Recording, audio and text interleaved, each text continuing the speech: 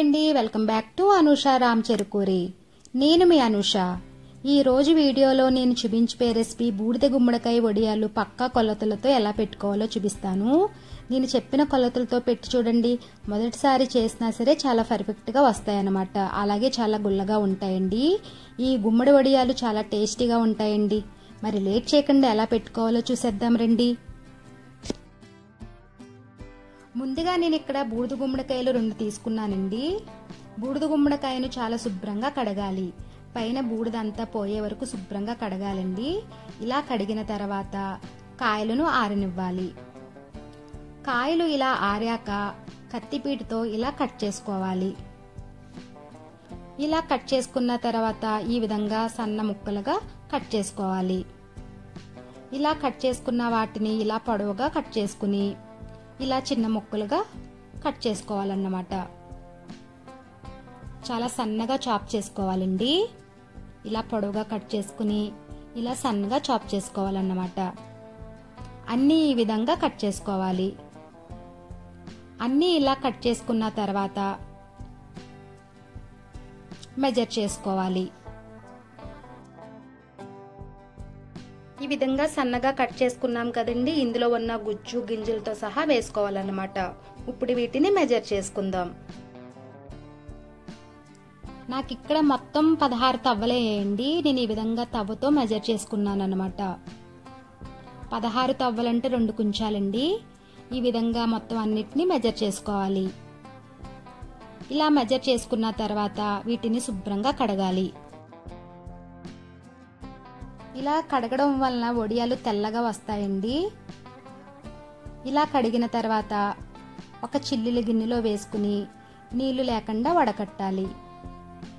చూసారు కదా ఎంత తెల్లగా ఉన్నాయో ముక్కలు.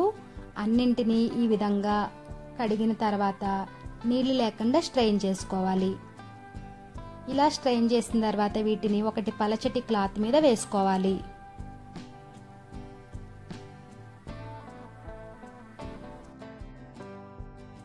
ఇలా వేసుకున్న తర్వాత 2 కుంచాలకి తవ సగం ఉప్పుని వేసుకుని మొత్తం బాగా కలిసేలాగా బాగా కలుపుకోవాలి.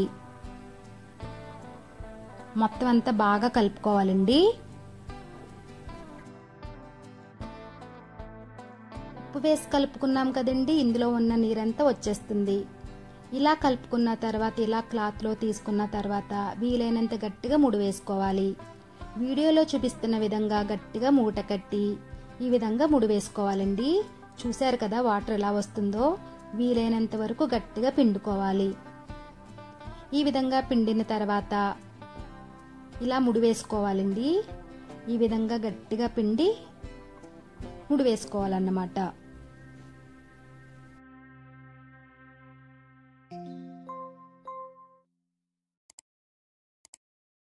ఈ విధంగా గట్టిగా పిండి బరువు పెట్టుకోవాలి. చూసారు కదా ఇలా బరువు పెట్టుకోవాలి. తిరగలు కానీ రోలు కానీ ఇలా బరువు పెట్టుకోవాలండి. ఇందులో ఉన్న వాటర్ అంతా వచ్చేస్తుంది అనమాట. ఈ ప్రాసెస్ అంతా ముందు రోజు ఈవినింగ్ నుండి చేసుకోవాలండి. ఇప్పుడు వడియాల్లోకి మినప్పిండి కావాలి కదండి. 2 కుంచాల ముక్కలకి తవ్వతో మినపప్పు వేసుకోవాలి. తొక్కపప్పు అయినా సరే వేసుకోవచ్చండి. మినపప్పు శుభ్రంగా కడిగి ఒక 6 గంటలు నానబెట్టుకోవాలి. ఇలా నానిన తర్వాత శుభ్రంగా కడిగి గ్రైండర్లో కానీ రోల్లో కానీ వేసుకుని రుబ్బుకోవాలి. అదే మిక్సీలో వేసామనుకోండి చాలా గట్టిగా వచ్చేస్తాయి అన్నమాట. ఈ విధంగా గ్రైండర్లో వేసుకుని చాలా మెత్తగా రుబ్బుకోవాలండి. చూసారు కదా ఈ విధంగా మెత్తగా గ్రైండ్ చేసుకోవాలి. పిండిని కొంచెం గట్టిగానే రుబ్బుకోవాలండి. చూసారు కదా ఈ విధంగా పట్టుకోవాలన్నమాట. ఈ విధంగా మినపప్పు అంతా గ్రైండ్ చేసుకుని పక్కన పెట్టుకోండి. చూసారు కదా నెక్స్ట్ డేకి ముక్కలు ఈ విధంగా ఉంటాయండి. వాటర్ అంతా తగ్గి ఈ విధంగా వస్తాయన్నమాట. ఇప్పుడు ఈ గుమ్మడికాయ ముక్కలను ఒక వెడల్పు లాంటి టబ్లో వేసుకోవాలి. ఇప్పుడు దీన్ని పక్కన పెట్టుకోండి. వడియాల్లోకి కారం కోసం ఒక 20 పచ్చిమిర్చి అలాగే ఒక 100 గ్రాముల అల్లం తీసుకున్నానండి. ఈ విధంగా మెత్తటి పేస్ట్లా చేసుకుని పక్కన పెట్టుకోండి. ఇప్పుడు గుమ్మడికాయ ముక్కల్లో మిక్సీ పట్టిన పచ్చిమిర్చి అల్లం కారంని వేసుకోవాలి.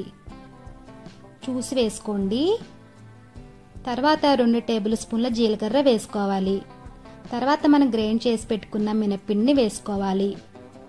అన్నీ ఈ విధంగా వేసుకున్న తర్వాత అంతా బాగా కలిసేలాగా కలుపుకోవాలి. బాగా మిక్స్ చేసుకోవాలండి. మనం ఆల్రెడీ గుమ్మడి ముక్కలు ఉప్పు వేసాం కదండి, అది సరిపోతుంది. సరిపోలేదంటే చూసి వేసుకోవాలన్నమాట. ఇక్కడ కొంచెం కారం ఉప్పు యాడ్ చేసుకున్నామండి తక్కువే అని చెప్పి. ఇప్పుడు అన్నిటినీ ఈ విధంగా బాగా కలుపుకోవాలన్నమాట. ఈ విధంగా కలుపుకున్న తర్వాత ఇలా ఒక కవర్ వేసుకుని వడియాలు పెట్టుకోవాలి.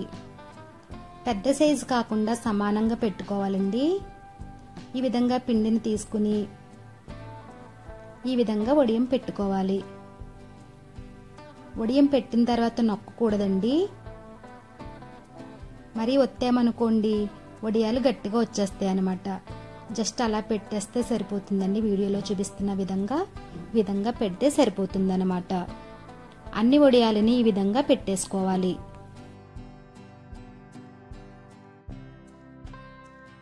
అన్ని వడియాలు ఇలా పెట్టుకున్న తర్వాత ఒక 4 రోజులు ఎండనివ్వాలండి. ఇది మొదటి రోజు అన్నమాట. ఇది 3వ రోజు అండి. ఇలా వడియాలను రెండో వైపుకు తిప్పుకోవాలి. ఇలా అన్ని వడియాలు తిప్పుకున్నాం కదండి, ఇవి బాగా ఎండాలన్నమాట. చూసారు కదా, ఇంకా కొంచెం పచ్చిగా ఉంది, అది మొత్తం ఆరిపోవాలండి. ఇది 4వ రోజు అండి.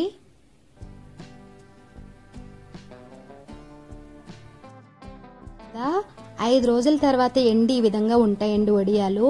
ఇవి మనకు 1 year వరకు నిల్వ ఉంటాయన్నమాట. ఇప్పుడు వీటిని ఫ్రై చేసుకుందామండి. ఇవి వేయించడానికి సరిపడా ఆయిల్ పెట్టుకుని వేడి అయిన తర్వాత మీడియం ఫ్లేమ్ పెట్టుకుని వడియాల్ని వేయించుకోవాలన్నమాట. ఇవి చాలా త్వరగా వేగిపోతాయండి. మరీ ఎక్కువ వేగాయి అనుకోండి చేదొచ్చేస్తుంది అన్నమాట. మనకి ఈ విధంగా వేగితే సరిపోతుంది. అంతేనండి, ఎంతో టేస్టీగా ఉండే బూడిద గుమ్మడికాయ వడియాలు రెడీ అయ్యాయి. చాలా సింపుల్గా పెట్టుకున్నాం కదా.